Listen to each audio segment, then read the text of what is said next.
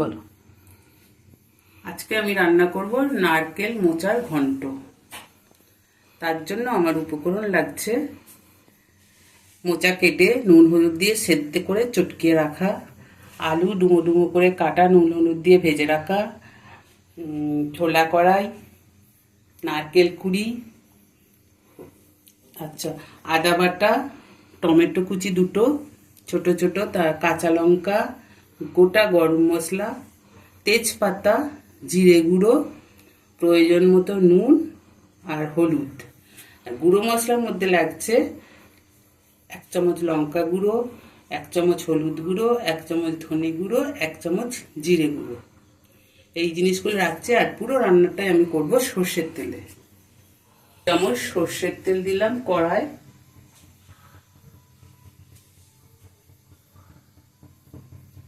তেল গরম হলে আমি গোটা গরম মশলা, তেজপাতা, গোটা শুকনো লঙ্কা, জিরে গুঁড়ো ফোড়ন দিলাম।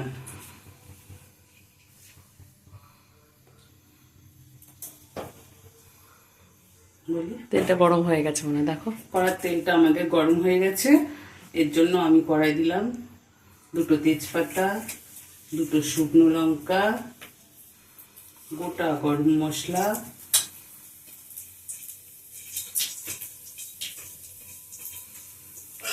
এটাকে কয়েক সেকেন্ড ভাজতে হবে।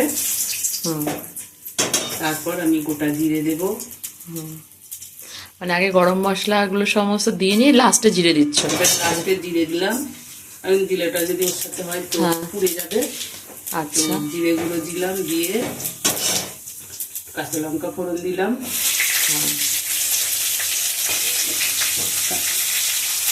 কয়েক সেকেন্ড নাড়া হয়ে যাওয়ার পর নেড়ে আমি দেব টমেটো কুচি। টমেটো কুচিটাকে একটু বাড়তে হবে, টমেটো একটু নুন দিয়ে নরম হওয়া পর্যন্ত অপেক্ষা করলাম। অপেক্ষা করার পর দেব 1 চামচ আদা বাটা, একটুখানি জাস্ট আদা বাটাটা নেড়ে দিয়ে আমি ওতে দেব 1 চামচ ধনে গুঁড়ো, 1 চামচ লঙ্কা গুঁড়ো, 1 চামচ জিরে গুঁড়ো আর হলুদ, আর 1 চামচ হলুদ গুঁড়ো দিয়ে আমি এটাকে একটু ভাজবো। লঙ্কা গুঁড়োটা কি এমনি লঙ্কা গুঁড়ো না কাশ্মীরি মির্চ? সাধারণ লঙ্কা গুঁড়ো। আচ্ছা,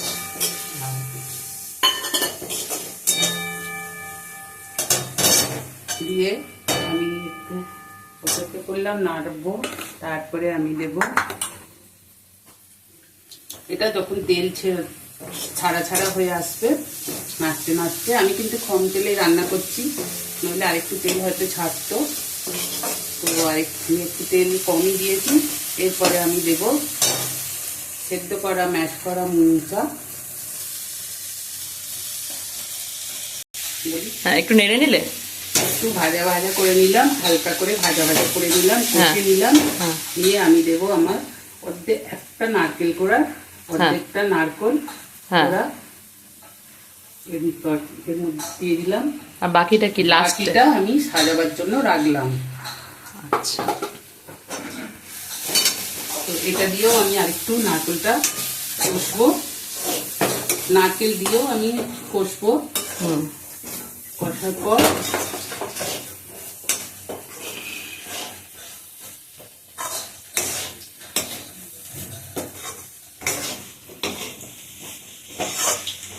মোচাটা নারকেলটা ভালোভাবে আবার একটু কষে নিয়ে তারপর আমি দেব ভেজে রাখা আলু আর আমার সিদ্ধ করে রাখা ছোলা কড়াই।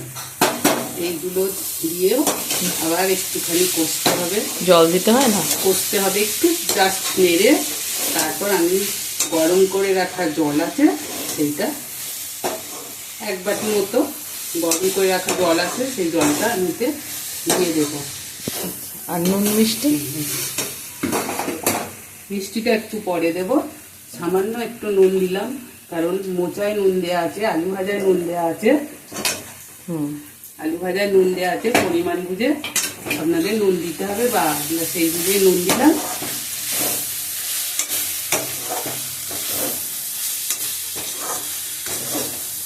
এখানে গরম করে রাখা জলটা এবারে আমি আস্তে আস্তে দিয়ে দিচ্ছি।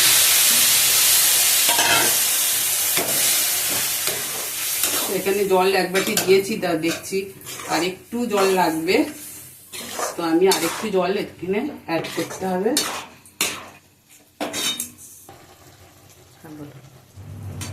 তো আমার মোচাটা মোটামুটি হয়ে গেছে। আমি এরপর চিনি দেব, চিনি দিয়ে একটু নেড়ে দেবো, বলে দেবো।